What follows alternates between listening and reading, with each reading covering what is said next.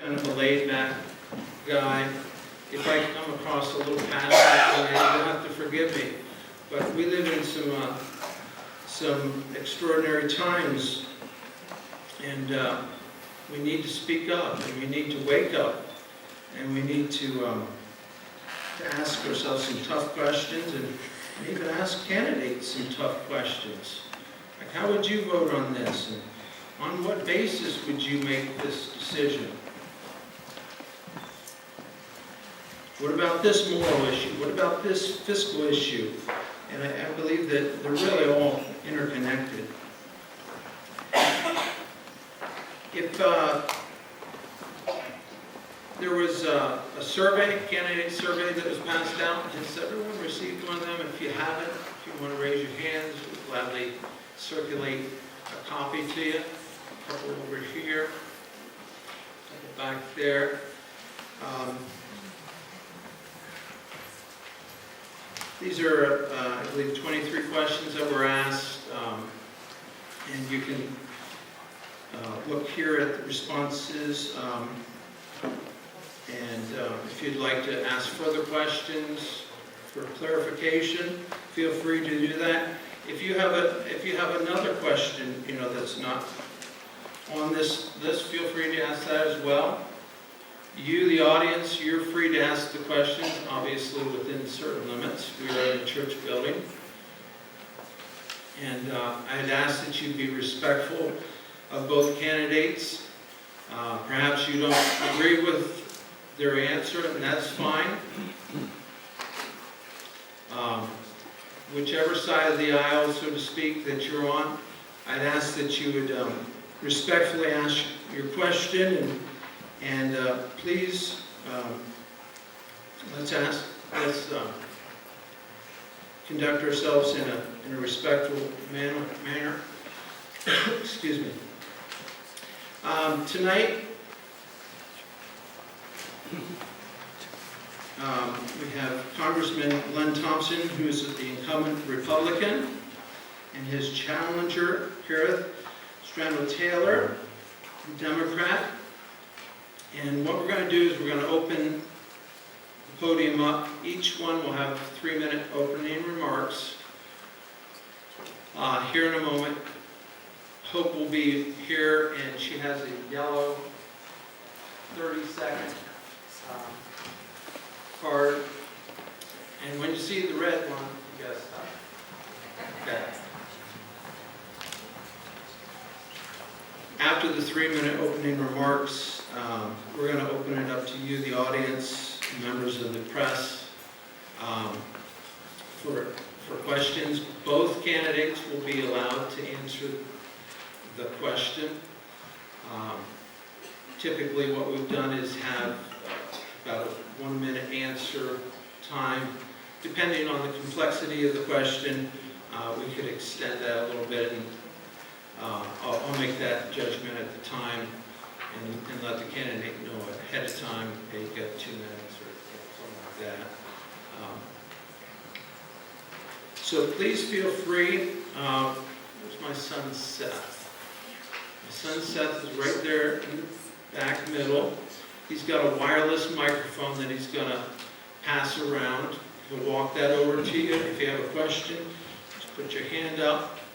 I'm going to also ask that, at least until we went through all the questions, if you could just limit your question to one question, and allow some others in the audience that want to ask a question to ask that as well. I would encourage all of you to, if you have a question, please, by all means, ask the question. I know years ago, I've been in this for a while, but years ago, you just kind of feel insecure, like, well, my question doesn't matter. Well, of course it matters. If you have got a question, you deserve an answer. And so I want to encourage you to ask that question. Please don't be bashful or shy. We want to hear questions from everyone in the audience. That's the beauty of this forum. We want to open it up to you, the people. At the end of the question and answer time, which will probably last for good hour, 20 minutes, I think. We'll have 2-minute closing remarks. And that reminds me, we're going to do a little coin toss here. Remind me to do that later, so that we know who goes up first and who ends first, etc. Any questions? All right, shall we flip one here? Do the sign pick. Who wants to follow?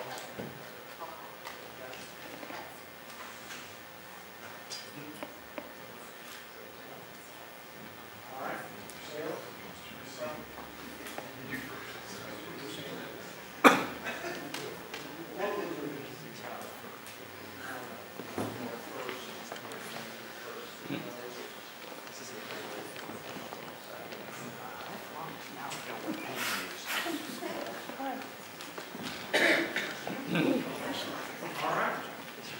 Scientific. We're good to go. All right. And if for some reason the battery goes in the wireless microphone, we will have a backup plan here, but you'll have to come up to the front to ask your question. So we'll all pray that the battery holds up, okay?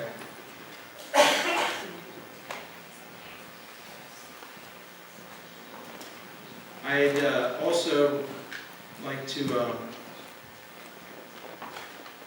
at this time, any members of the press, we welcome you. I see the Express, reporter from Express is here. We also are recording this event. WJSA 96.3 FM out of Jersey Shore is recording this event in its entirety, and it will be rebroadcasted this Saturday at 4 p.m. That's 96.3 WJSA. Station Manager John Hogue is here tonight, and we appreciate him offering to do that and letting the greater listening area hear this event as well and make a better informed decision at the time of their vote. Okay. If I forgot something, it'll come to me about halfway through the thing, so hopefully I haven't. At this time, I'm going to open up the podium, and Glenn Thompson, and I'll let the candidates introduce themselves a little bit more in their remarks and whatnot. Glenn Thompson has opted to go first. So let's give him a warm round of applause.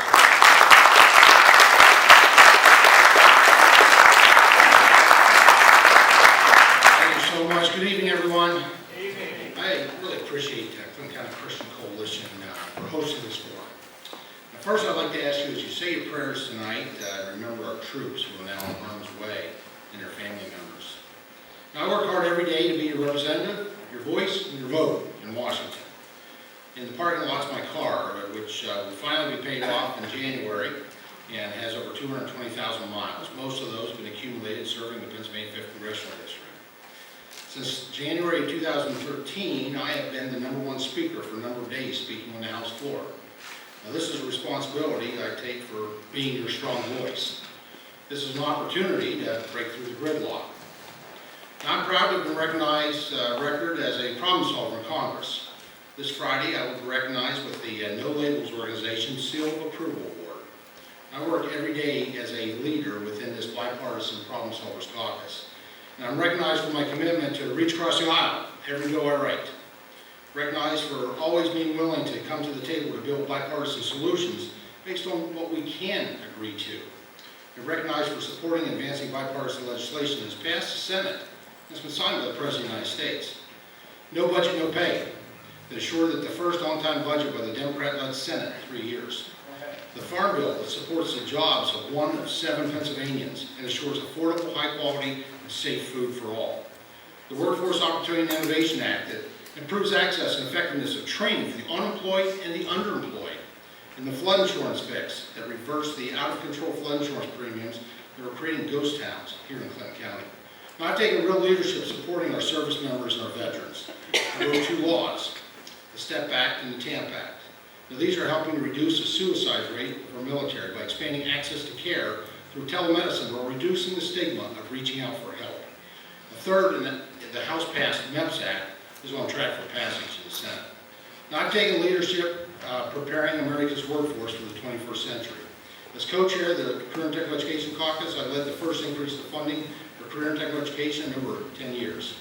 My number one priority is jobs, and my role in leadership in the Education Workforce Committee has been recognized by the Bipartisan Committee for Education Funding, the National PTA Child Advocate Award, the National Career and Technical Education Member of the Year, and endorsements by PSEA and NEA in 2012 and again in 2014. One reason I've been such an effective advocate on your behalf is the ability to have principals lead others and to work across the aisle on tangible solutions. It's been a true honor and privilege to work for you, and I would appreciate your vote as I work to earn re-election on November 4th.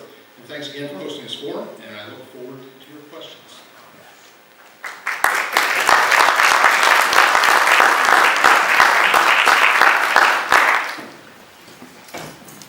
I'm shorter, so we're going to do this if I can. Yep. Okay. Are we good? Yeah. Yes? Okay. So thank you for coming. Thank you for hosting this forum. It's a pleasure to get down to Clinton County, and I agree with Congressman Thompson. We drive a lot. It is a huge district. I live right smack in the middle of it in Jefferson County, Pennsylvania, and obviously I'm running for Congress. I'd like to tell you a little bit about why I decided to do that. So I'm a family law attorney. I happen to still practice law with my ex-husband, which most people kind of look at me a little strange that we do that, but we've been doing that since 2009. And there was one reason. We have 2 children together, and we knew that that was the right way to continue to maintain and was normalcy for them. And we have a very lucrative practice, and we're very, very effective working together despite the fact. But the work that I do allows me to represent the kids that come through the foster care system. And I don't know if many of you were aware, but in 2006 we had over 24,000 children in foster care in the Commonwealth of Pennsylvania. Our system was broken. And we recognized the fact that it was broken, but how could you fix it from one county or another? So we worked collaboratively with Justice Max Baer to put together a roundtable group of people across the Commonwealth to try to make it better. And since 2006, we've reduced the number of children in care to 14,000. So more children are living in homes with their families or finding new homes. And we consider that a success until you realize we still have 14,000 children that don't have families. We're failing these children. There's no better way to say it. We stepped in, we took away the family they had, whether it was because of abuse, neglect, or worse, poverty. We have a lot of families in the 5th Congressional District that are being broken apart because they're poor. And when I watch that on the ground, because that's what I see when I go to court with these children, asking me if I found them a family yet, knowing that the reason of a good percentage of these families were broken in the first place was because they're poor, I realize something is broken beyond Pennsylvania. When I travel the district and talk to people, that's what they tell me. Their perception is that our government is broken. They watch these companies pour billions of dollars into our political system, get what they need out of it, and we're left with what? Poverty. And the numbers aren't pretty. It's 115,000 people living in the 5th Congressional District below the poverty line, and a lot of them are working full-time. It should not be acceptable that people can work full-time and still fall below the poverty line and still qualify for every benefit out there. So we have our work to do, whether it's through education, training, or raising the minimum wage. We have to pay attention to what's going on the ground. I also sit as the president of my school board, and I was elected president by a majority of Republicans. Before I came onto the school board, we had 2 strikes in 5 years. We have now collaboratively started settling our contracts with unanimous votes. The work can be done, and I'm asking for the opportunity to go to Washington and continue that work. Thank you.